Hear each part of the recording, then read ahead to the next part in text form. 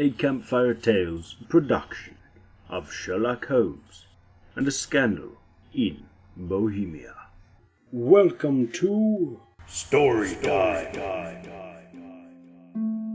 To Sherlock Holmes, she is always the woman. I have seldom heard him mention her under any other name. In his eyes, she eclipses and predominates the whole of her sex. It was not that he felt any emotion akin to love for Irene Adler. All emotions, and that one particularly, were abhorrent to his cold, precise, but admirably balanced mind. He was, I take it, the most perfect reasoning and observing machine the world has ever seen. But as a lover, he would have placed himself in a false position.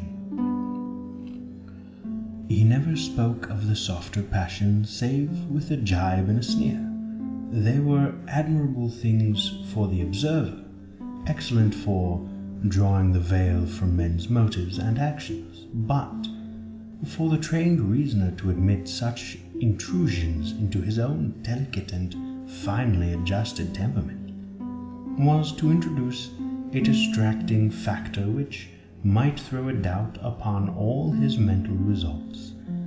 Grit in a sensitive instrument or a crack in one of his own high-powered lenses would not be more disturbing than a strong emotion in a nature such as his.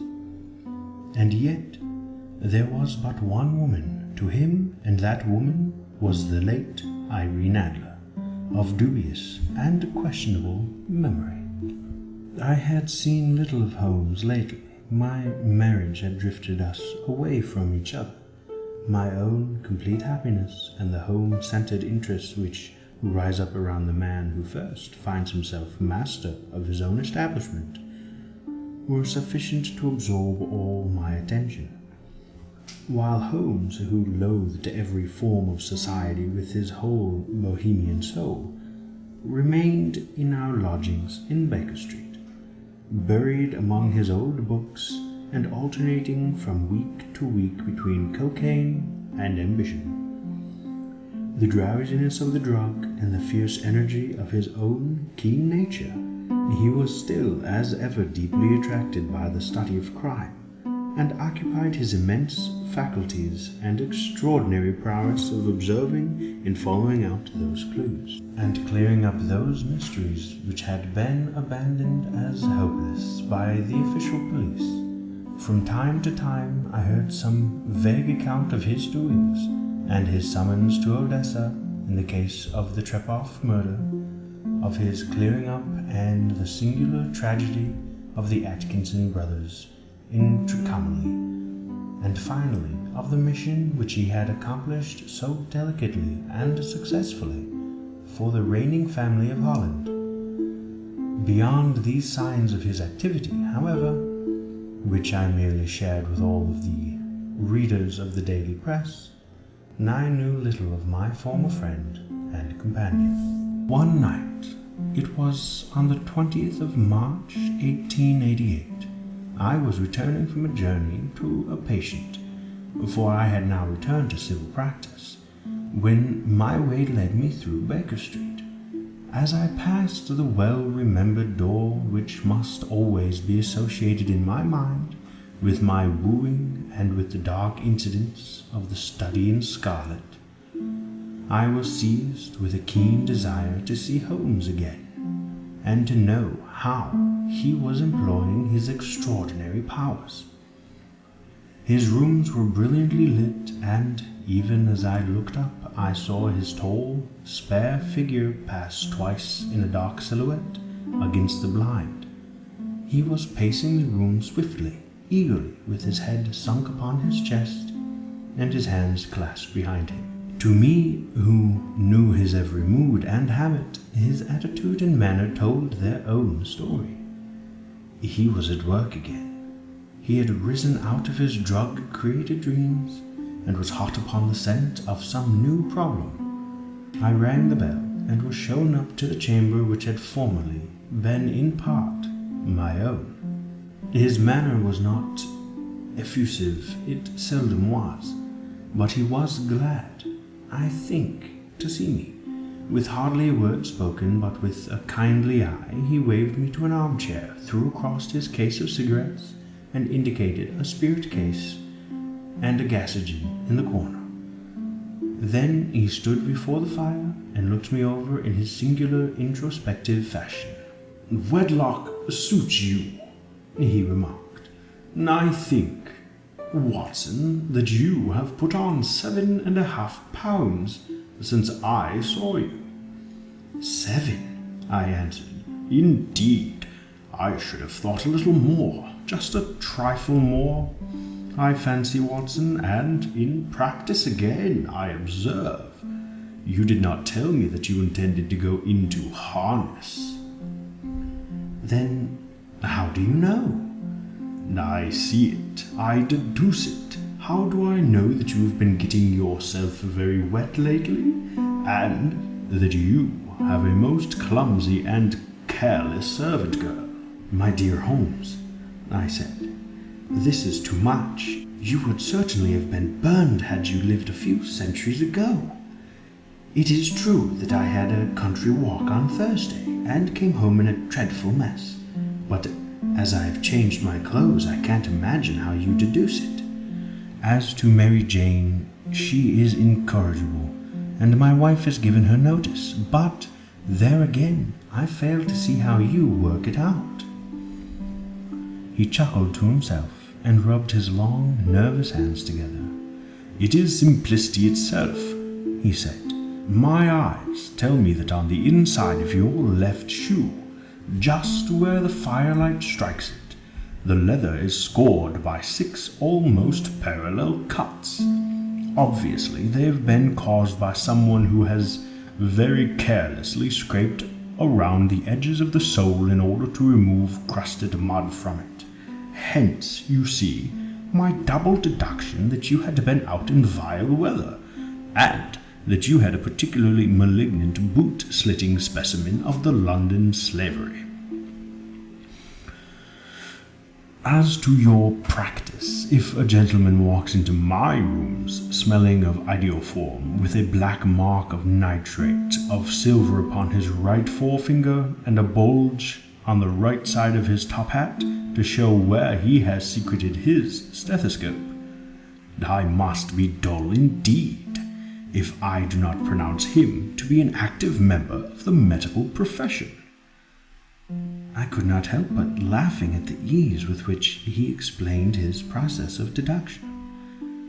"When I hear you give your reasonings," I remarked, "the thing always appears to me to be so ridiculously simple that I could easily do it myself, though at each successive instance of your reasoning I am baffled until you explain your process, and yet I believe that my eyes are as good as yours." "Quite so," he answered, lighting a cigarette and throwing himself down into an armchair. "You see, but you do not observe. The distinction is clear. For example, you have frequently seen the steps which lead up from the hall to this room." "Frequently." "How often?" "Well, some 100 times." "Then how many are there?" "How many? I don't know." "Quite so. You have not observed, yet you have seen. That is just my point. Now, I know that there are 17 steps because I have both seen and observed. By the way, since you are interested in these little problems, and since you are good enough to chronicle 1 or 2 of my trifling experiences, you may be interested in this." He threw over a sheet of thick, pink-tinted notepaper which had been lying open upon the table. "It came by the last post," he said. "Read it aloud." The note was undated and without either signature or address.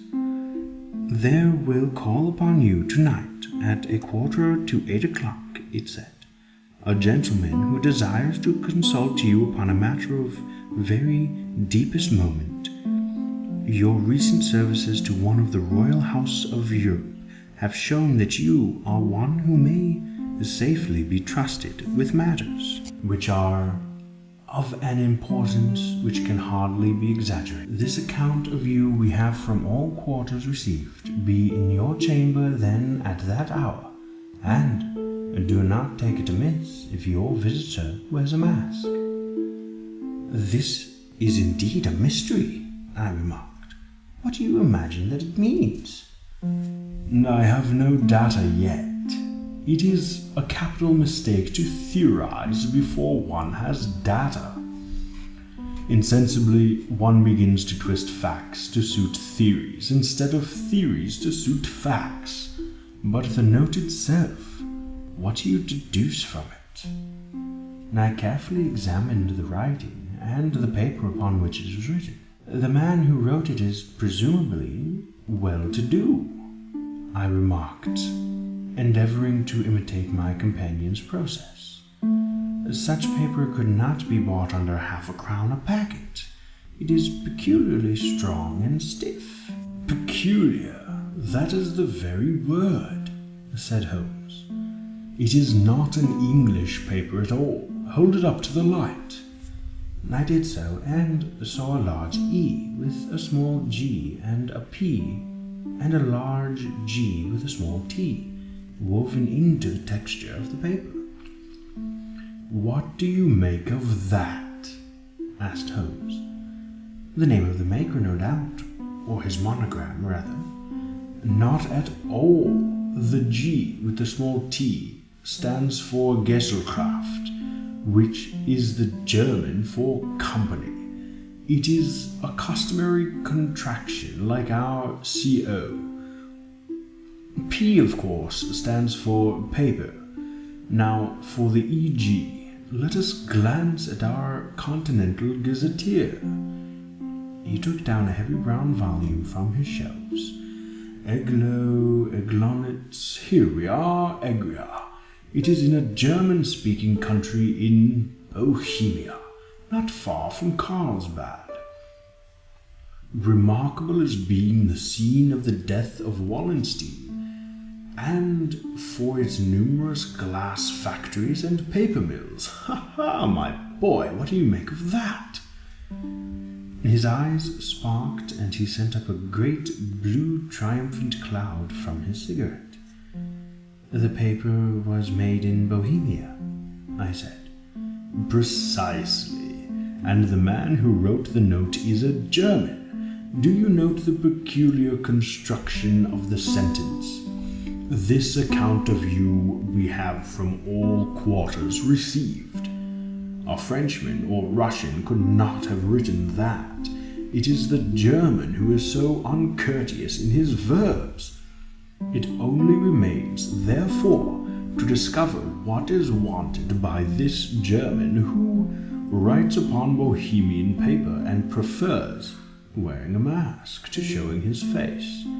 Ah, and here he comes, if I am not mistaken, to resolve all our doubts."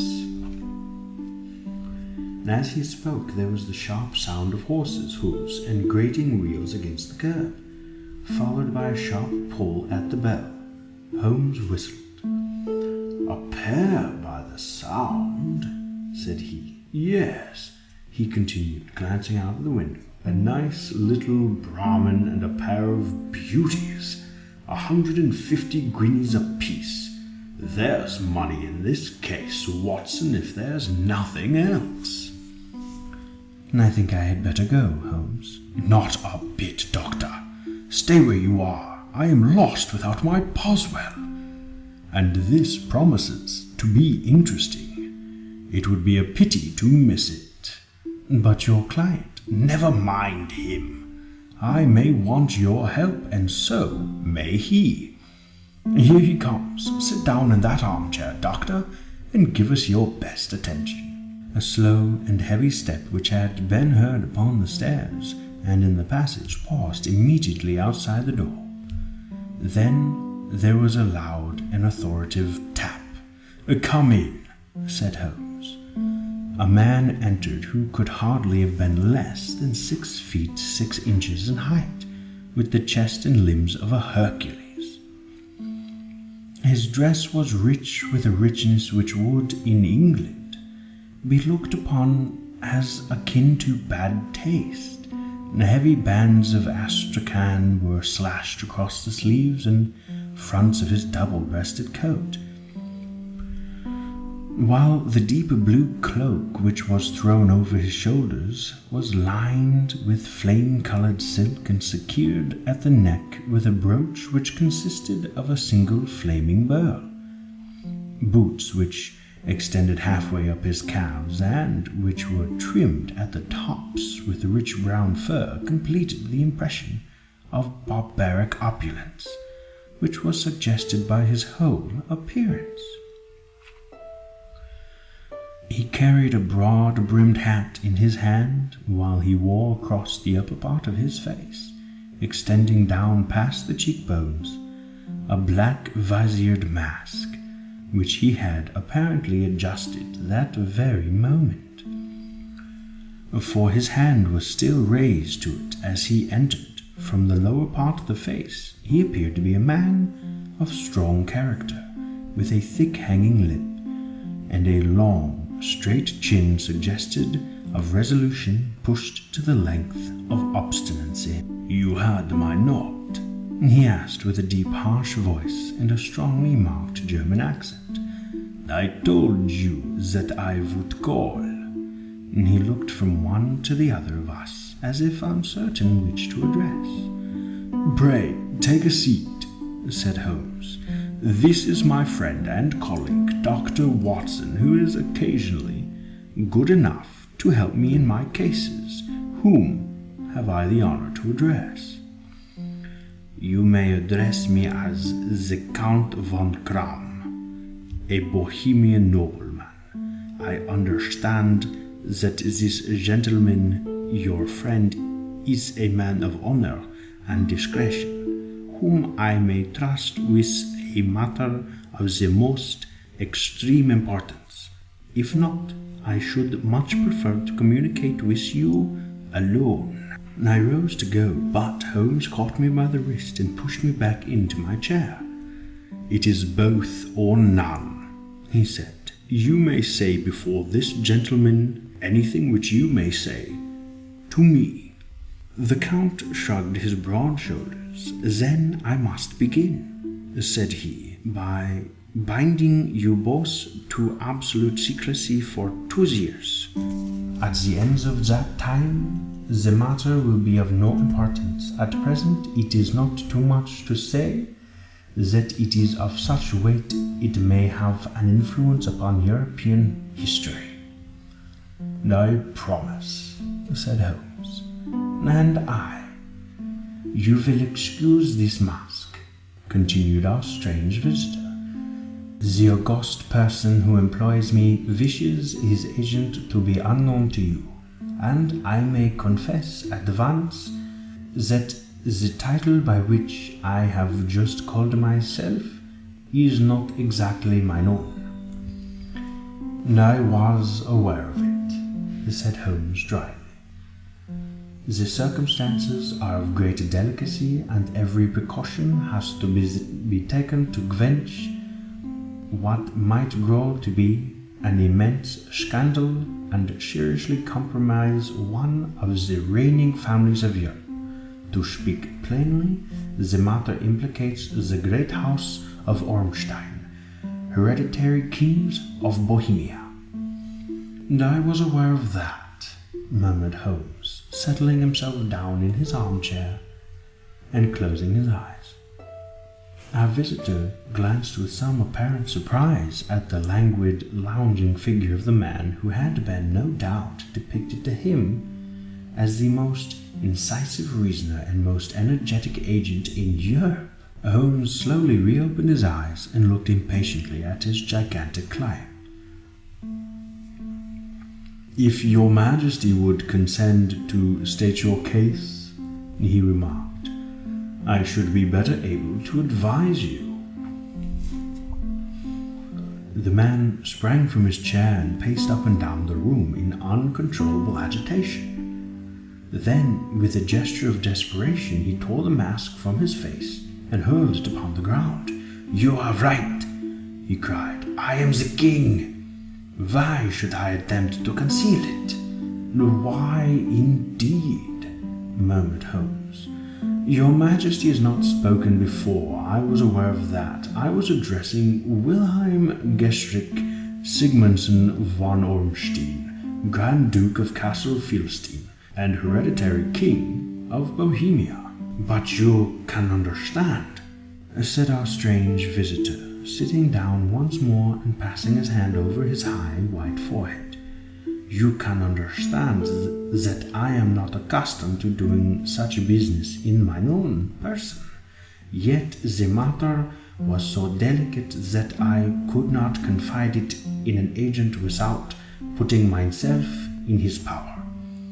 I have come incognito from Prague for the purpose of consulting you." "Then pray consult," said Holmes, shutting his eyes once more. "The facts are briefly these. Some 5 years ago, during a lengthy visit to Warsaw, I made the acquaintance of the well-known adventuress Irene Adler. The name is no doubt familiar to you." "Kindly look her up in my index, Doctor," murmured Holmes without opening his eyes. For many years he had adopted a system of docketing all paragraphs concerning men and things, so that it was difficult to name a subject or a person on which he could not at once furnish information. In this case I found her biography sandwiched in between that of a Hebrew rabbi and that of a staff commander who had written a monograph upon the deep-sea fishes. "Let me see," said Holmes. "Born in New Jersey in the year of 1858, contralto, La Scala, prima donna, Imperial Opera of Warsaw, yes! Retired from operatic stage, living in London, quite so. Your Majesty, as I understand, became entangled with this young person, wrote her some compromising letters, and is now desirous of getting those letters back?" "Precisely so, but how? Was there a secret marriage?" "None." "No legal papers or certificates?" "None." "Then I fail to follow your Majesty. If this young person should produce her letters for blackmailing or other purposes, how is she to prove their authenticity?" "There is the writing." "Pooh, forgery." "My private notepaper?" "Stolen." "Mine own seal?" "Intimidated." "My photograph?" "Bought." "We were both in the photograph." "Oh dear, that is very bad. Your Majesty has indeed committed an indiscretion." "I was mad, insane." "You have compromised yourself seriously." "I was only Crown Prince then. I was young. I am but 30 now." "It must be recovered." "We have tried and failed." "Your Majesty must pay. It must be bought." "She will not sell." "Stolen then?" 5 attempts have been made. Twice the burglars in my pay ransacked her house. Once we diverted her luggage when she traveled. Twice she has been waylaid. There has been no result." "No sign of it?" "Absolutely none." Holmes laughed. "It is quite a pretty little problem," said he. "But a very serious one to me," returned the king reproachfully. "Very indeed. And what does she propose to do with the photograph?" "To ruin me." "But how?" "I am about to be married." "So I've heard." "To Clotilde Lothman von Saxe-Meiningen, second daughter of the King of Scandinavia. You may know the strict principles of her family. She is herself the very soul of delicacy. A shadow of doubt as to my conduct would bring the matter to an end." and Irene Adler threatens to send them the photograph, and she will do it. I know that she will do it. You do not know her, but she has a soul of steel. She has the face of the most beautiful of women and the mind of the most resolute of men. Rather than I should marry another woman, there are no lengths to which she would not go. None. You are sure that she has not sent it yet? I am sure. And why? Because she said that she would send it on the day when the betrothal was publicly proclaimed. That will be next Monday. Oh then, we have 3 days yet, said Holmes with a yawn. That is very fortunate, as I have 1 or 2 matters of importance to look into just at present. Your Majesty will of course stay in London for the present? Certainly. You will find me at the Longham under the name of Count von Kramm. Then I shall drop you a line to let you know how we progress. Pray do so. I shall be all anxiety.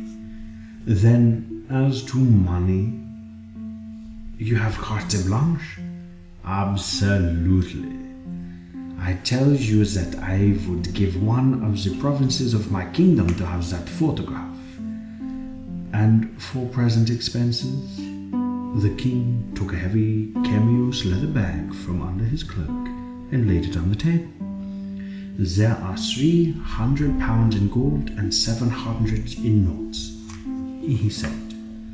Holmes scribbled a receipt upon a sheet of his notebook and handed it to him. And Mademoiselle's address, he asked, is Briny Lodge, Serpentine Avenue, St. John's Wood. Holmes took a note of it. 1 other question, said he. Was the photograph a cabinet? It was. Then good night, Your Majesty, and I trust that we shall soon have some good news for you. And good night, Watson, he added, as the wheels of the Royal Brahmin rolled down the street.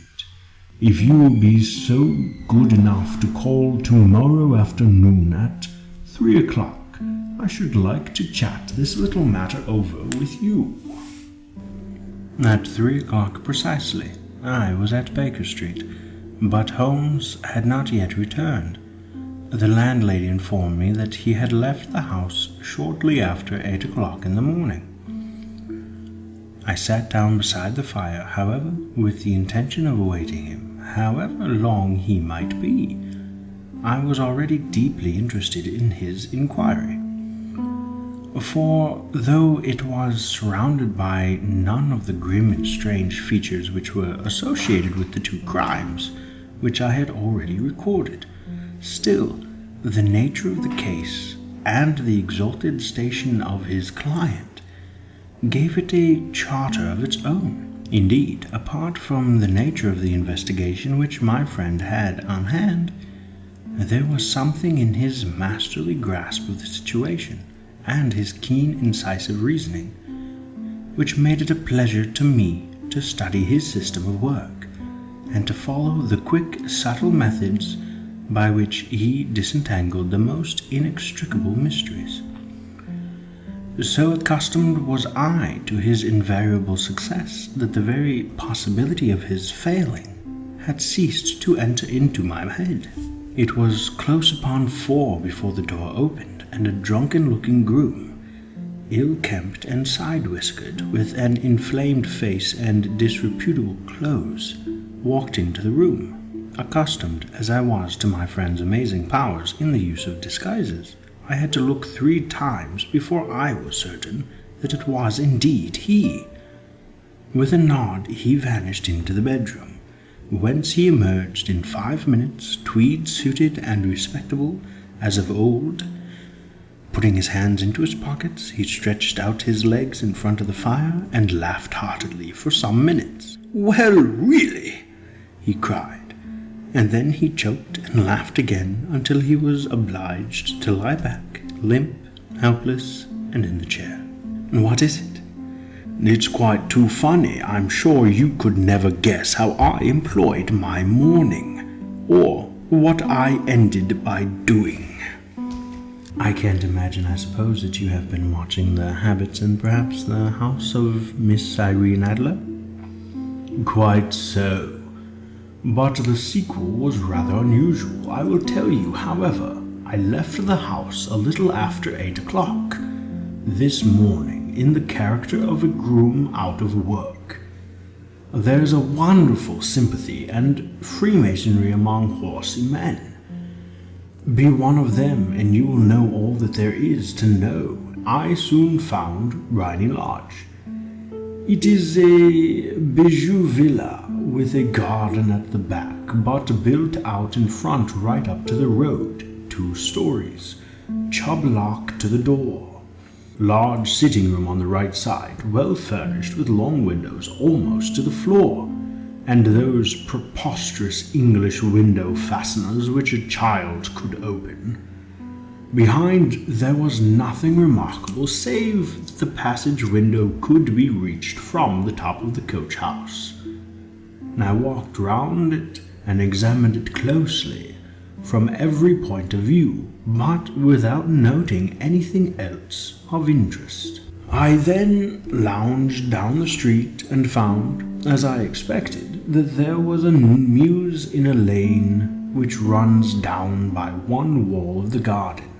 I lent the ostlers a hand in rubbing down their horses, and received in exchange 2 pence, a glass of half and half, 2 fills of shag tobacco, and as much information as I could desire about Miss Adler, to say nothing of half a dozen other people in the neighborhood to whom I was not in the least interested, but whose biographies I was compelled to listen to. "And what of Irene Adler?" I asked. "Oh, she has turned all the men's heads down in that part. She is the daintiest thing under the bonnet on this planet. So say the Serpentine Mews to a man. She lives quietly, sings at concerts, drives out at 5 every day, and returns at 7 sharp for dinner.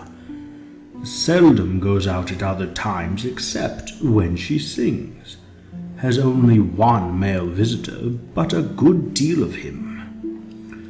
He is dark, handsome, and dashing, never calls less than once a day, and often twice. He is a Mr. Godfrey Norton of the Inner Temple. See the advantages of a cabman as a confidant. They had driven him home a dozen times from Serpentine Mews, and knew all about him. When I had listened to all they had to tell, I began to walk up and down near Briny Lodge once more, and to think over my plan of campaign. This Godfrey Norton was evidently an important factor in the matter. He was a lawyer. That sounded ominous. What was the relation between them, and what the object for his repeated visits? Was she his client, his friend, or his mistress? If the former, she had probably transferred the photograph to his keeping. If the latter, it was less likely. On the issue of this question depended whether I should continue my work at Briny Lodge, or turn my attention to the gentleman's chambers in the Temple. It was a delicate point, and it widened the field of my inquiry. I fear that I bore you with these details, but I have to let you see my little difficulties if you are to understand the situation. "I am following you quite closely," I answered, and I was still balancing in my mind when a hansom cab drove up to Briny Lodge, and a gentleman sprang out. He was a remarkably handsome man, dark, aquiline, and moustached, evidently the man of whom I had heard. He appeared to be in a great hurry, shouted to the cabman to wait, and brushed past the maid who opened the door with the air of a man who was thoroughly at home. He was in the house about half an hour, and I could catch glimpses of him in the windows of the sitting room, pacing up and down talking excitedly and waving his arms. Of her, I could see nothing. Presently he emerged, looked even more flurried than before. As he stepped up to the cab, I pulled a gold watch from his pocket and looked at it earnestly. "Drive like the devil," he shouted. "First to Gross and Hankey's in Regent Street, and then to the Church of St. Monica in the Edgware Road. Half a guinea if you do it in 20 minutes.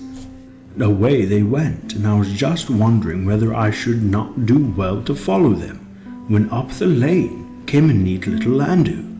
The coachman with his coat only half buttoned and his tie under his ear, while all the tags of his harness were sticking out of the buckles.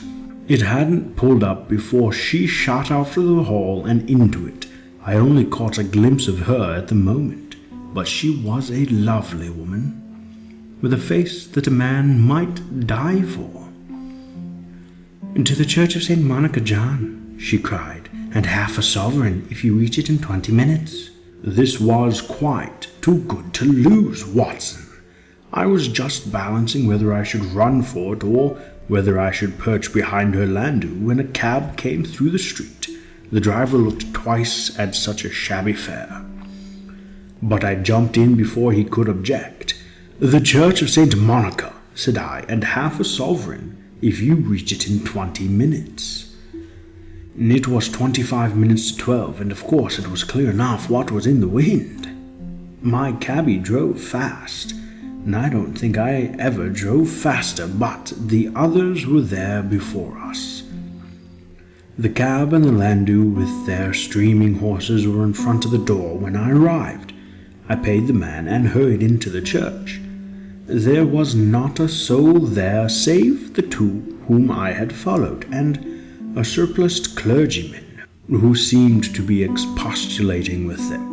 They were all three standing in a knot in front of the altar. I lounged up the side aisle like any other idler who has dropped into church. Suddenly, to my surprise, the three at the altar faced round to me, and Godfrey Norton came running as hard as he could towards me. "Thank God!" he cried. "You'll do, come. "What then?" I asked. "Come on, man, come, only 3 minutes or it won't be legal." And I was half dragged up to the altar, and before I knew where I was, I found myself mumbling responses which were whispered in my ear, and vouching for things of which I knew nothing, and generally assisting in the secure tying up of Irene Adler, spinster, to Godfrey Norton, bachelor. It was all done in an instant, and there was the gentleman thanking me on the one side and the lady on the other, while the clergyman beamed on me in front. It was the most preposterous position in which I ever found myself in my life, and it was the thought of it that started me laughing just now. It seems that there had been some informality about their license, and that the clergyman absolutely refused to marry them without a witness of some sort, and that my lucky appearance saved the bridegroom from having to sally out into the streets in search of a best man. The bride gave me a sovereign, and I mean to wear it on my watch chain in memory of the occasion. "This is a very unexpected turn of affairs," said I. "And what then?" "Well, I found my plans very seriously menaced. It looked as if the pair might take an immediate departure, and so necessitate very prompt and energetic measures on my part. At the church door, however, they separated, he driving back to the temple, and she to her own house. I shall drive out in the park at 5, as usual," she said as she left him, and I heard no more. They drove away in different directions, and I went off to make my own arrangements, which are some cold beef and a glass of beer, he answered, ringing the bell. "And I have been too busy to think of food, and I am likely to be busier still this evening. By the way, Doctor, and I shall want your cooperation. I shall be delighted. You don't mind breaking the law? Not in the least. Nor running a chance of arrest? Not in a good cause. Oh, the cause is excellent. Then I'm your man. And I was sure that I might rely on you.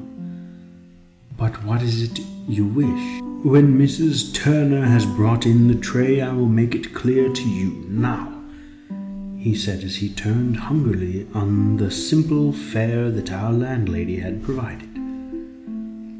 I must discuss it while I eat, for I have not much time. It is nearly 5 now.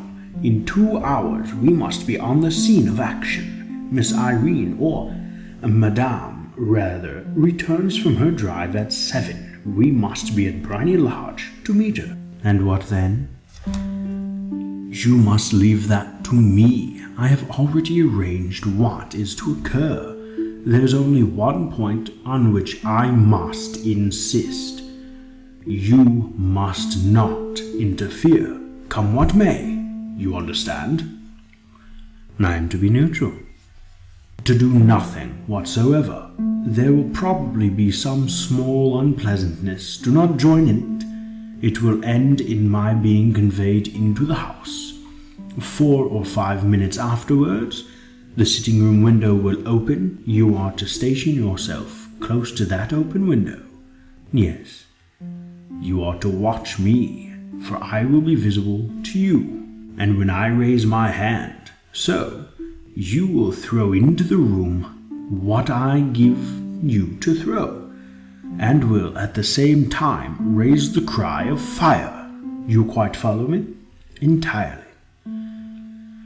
It is nothing very formidable, he said, taking a long cigar-shaped roll from his pocket. It is an ordinary plumber's smoke rocket, fitted with a cap at either end to make it self-lighting.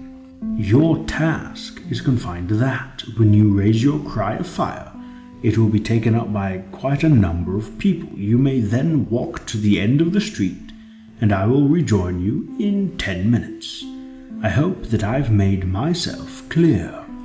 I am to remain neutral, to get near the window to watch you, and at the signal to throw in this object, then raise the cry of fire, and to wait you at the corner of the street. Precisely. Then you may entirely rely on me.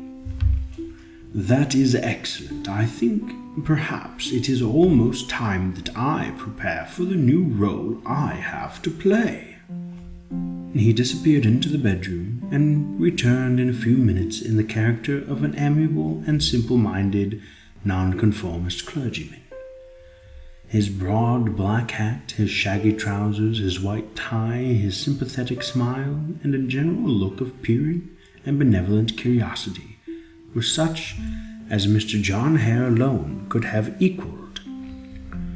It was not merely that Holmes changed his costume. His expression, his manner, his very soul seemed to vary with every fresh part that he assumed.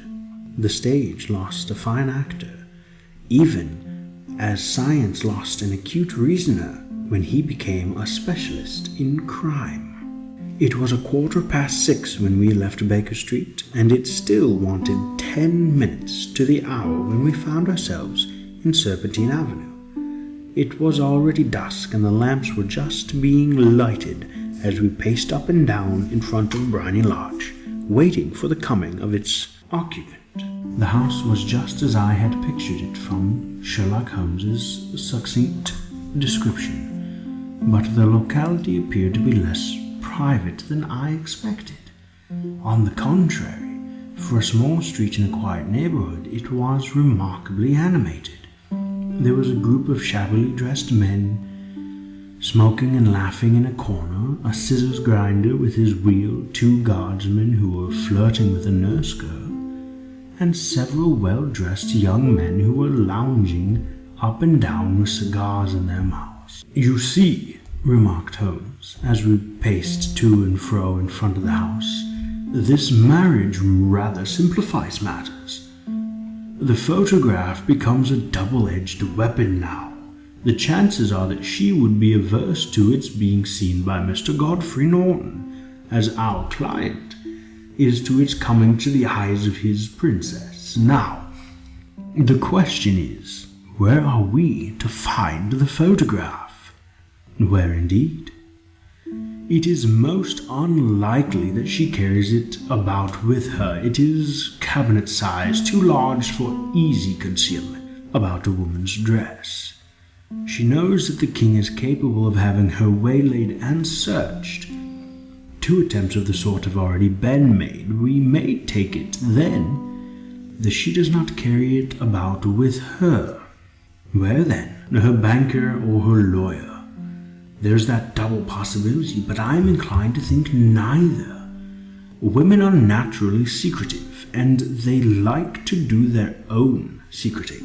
Why would she hand it over to anyone else?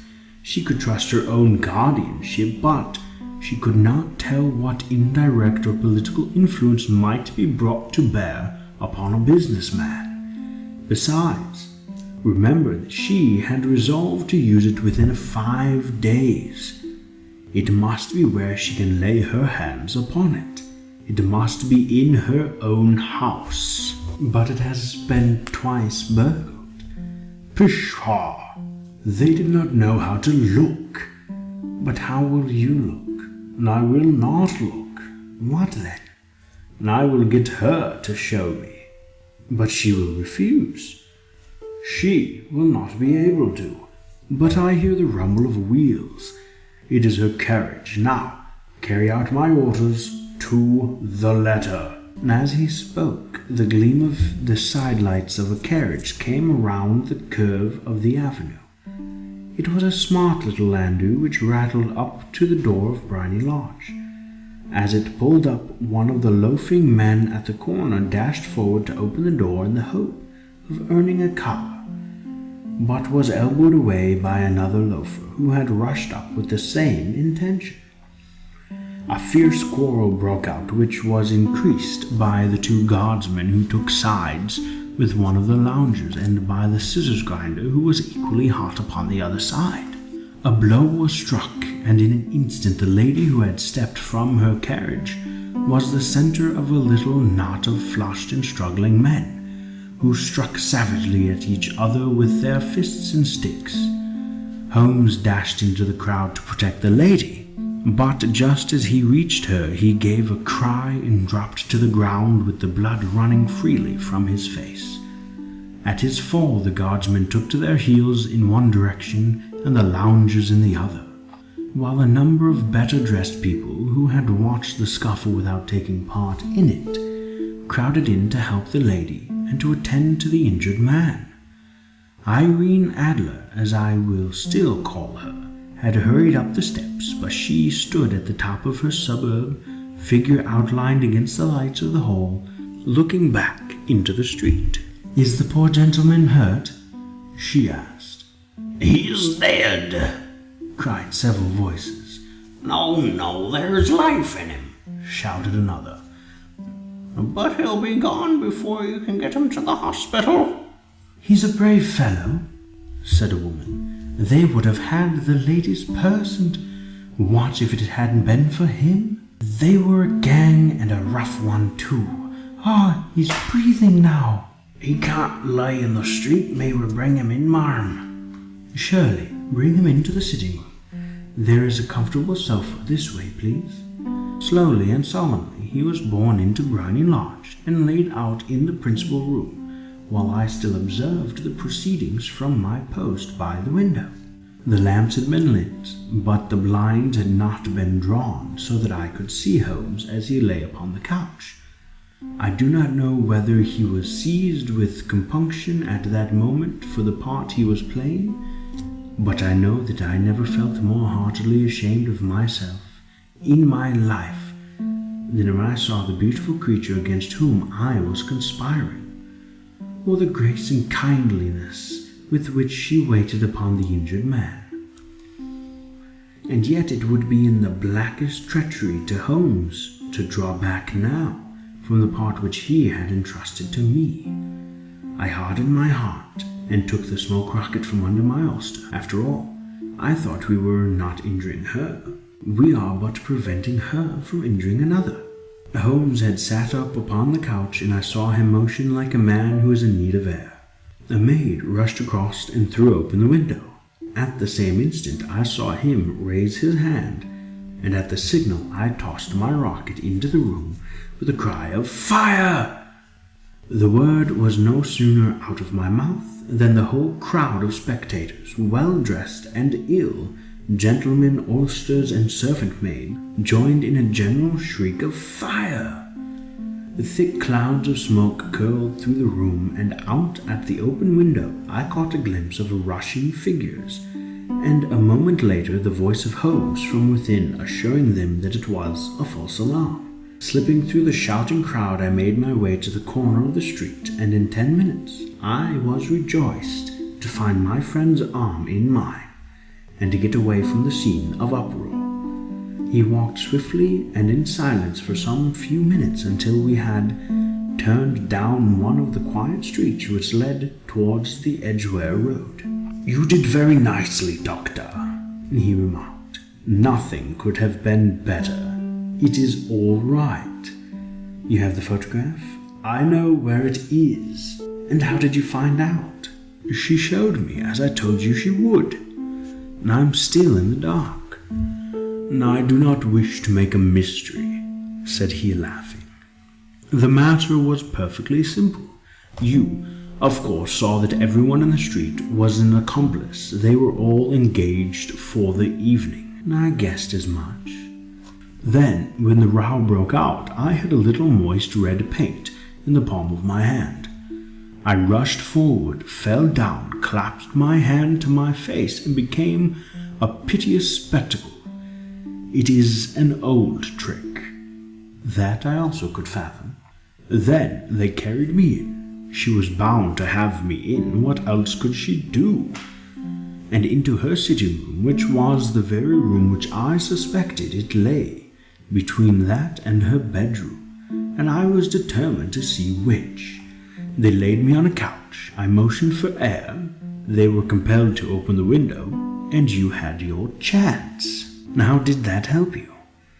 It was all important. When a woman thinks that her house is on fire, her instinct is at once to rush to the thing which she values most. It is a perfectly overpowering impulse, and I have more than once taken advantage of it. In the case of the Darlington substitution scandal, it was of use to me, and also in the Arnsworth Castle business. A married woman grabs at her baby, an unmarried one reaches for her jewel box. Now it was clear to me that Our Lady of today had nothing in the house more precious to her than what we are in quest of. She would rush to secure it. The alarm of fire was admirably done. The smoke and shouting were enough to shake nerves of steel. She responded beautifully. The photograph is in a recess behind a sliding panel just above the right bell pull. She was there in an instant, and I caught a glimpse of it as she half drew it out. When I cried out that it was a false alarm, she replaced it, glanced at the rocket, rushed from the room, and I have not seen her since. I rose and, making my excuses, escaped from the house. I hesitated whether to attempt to secure the photograph at once, but the coachman had come in, and as he was watching me narrowly, it seemed safer to wait. A little over-precipitance may ruin all. "And now?" I asked. "Our quest is practically finished. I shall call with the king tomorrow, and with you, if you care to come with us. We will be shown into the sitting room to wait for the lady, but it is probable that when she comes she may find neither of us nor the photograph. It might be a satisfaction to His Majesty to regain it with his own hands." "And when will you call?" "At 8 in the morning. She will not be up, so that we have a clear field. Besides, we must be prompt, for this marriage may mean a complete change in her life and habits. I must wire to the king without delay." We had reached Baker Street and had stopped at the door. He was searching his pockets for the key when someone, passing, said, "Good night, Mr. Sherlock Holmes." There were several people on the pavement at the time, but the greeting appeared to come from a slim youth in an ulster who had hurried by. "I've heard that voice before," said Holmes, staring down the dimly lit street. "Now, I wonder who the deuce that could have been." I slept at Baker Street that night, and we were engaged upon our toast and coffee in the morning when the King of Bohemia rushed into the room. "You have really got it," he cried, grasping Sherlock Holmes by either shoulder and looking eagerly into his face.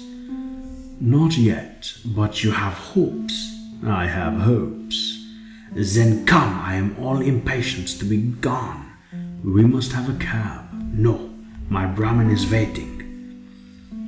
"Then that will simplify matters." We descended and started off once more for Briny Lodge. "Irene Adler is married," remarked Holmes. "Married? When?" "Yesterday." "But to whom?" "To an English lawyer named Norton." "But she could not love him." "I am in hopes that she does."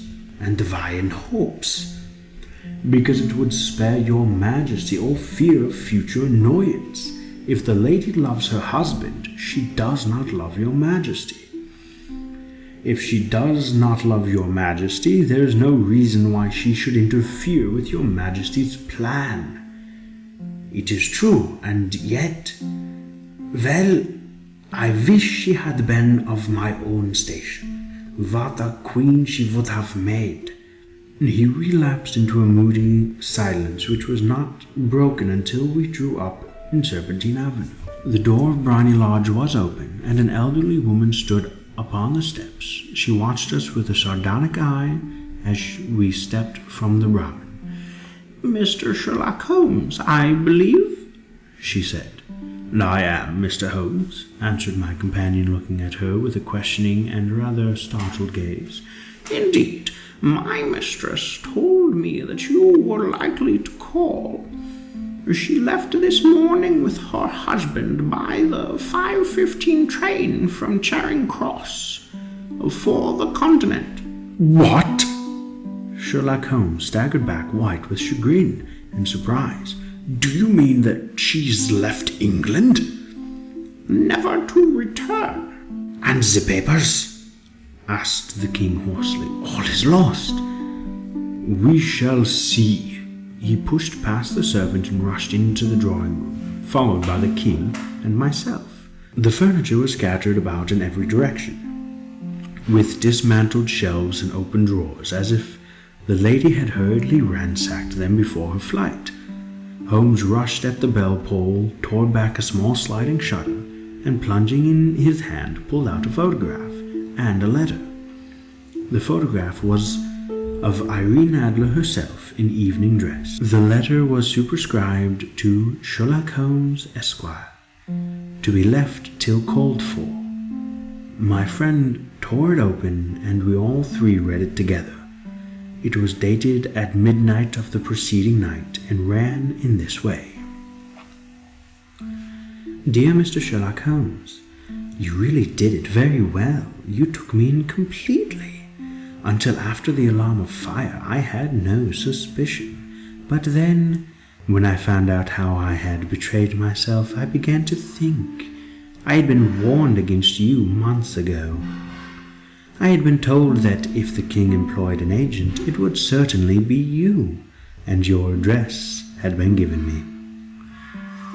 Yet, with all this, you made me reveal what you wanted to know, even after I became suspicious.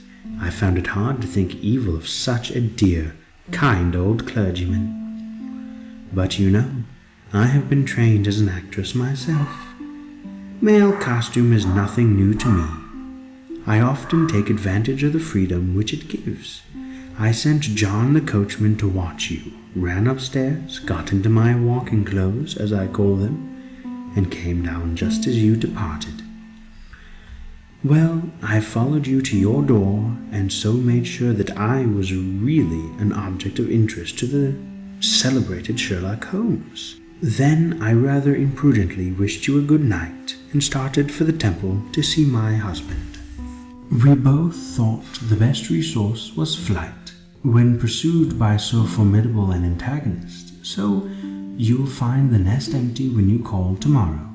As to the photograph, your client may rest in peace. I love and am loved by a better man than he. The king may do what he will without hindrance from one whom he has cruelly wronged. I keep it only for safeguard to myself, and to preserve a weapon which will always secure me from any steps which he might take in the future. I leave a photograph which he might care to possess, and I remain, dear Mr. Sherlock Holmes, very truly yours, Irene Norton, I.E. Adler. What a woman! Oh, what a woman! Cried the King of Bohemia when we all had read the epistle. Did I not tell you how quick and resolute she was? Would she not have made an admirable queen? It is not a pity that she was not of my level. From what I have seen of the lady, she seems indeed to be on a very different level to your majesty, said Holmes coldly. I am sorry that I have not been able to bring your majesty's business to a more successful conclusion. On the contrary, my dear sir, cried the king, nothing could be more successful. I know that her word is inviolate. The photograph is now safe as if it were in the fire. I am glad to hear your majesty say so. I am immensely indebted to you. Pray tell me what way I can reward you. This ring? He slipped an emerald snake ring from his finger and held it out upon the palm of his hand. Your majesty has something which I should value even more highly, said Holmes. You have but to name it. This photograph. The king stared at him in amazement. Irene's photograph, he cried. Certainly, if you wish it. I thank your majesty. Then there's no more to be done in the matter. I have the honor to wish you a very good morning. He bowed and turned away without observing the hand which the king had stretched out to him. He set off in my company for his chambers. And that was how a great scandal threatened to affect the kingdom of Bohemia, and how the best plans of Mr. Sherlock Holmes were beaten by a woman's wit. He used to make merry over the cleverness of women, but I have not heard him do it of late. And when he speaks of Irene Adler, or when he refers to a photograph, it is always under the honorable title of The Woman. If you enjoyed the story, please like, comment, and subscribe, and choose from any of our other stories. Farewell until next time, my friends.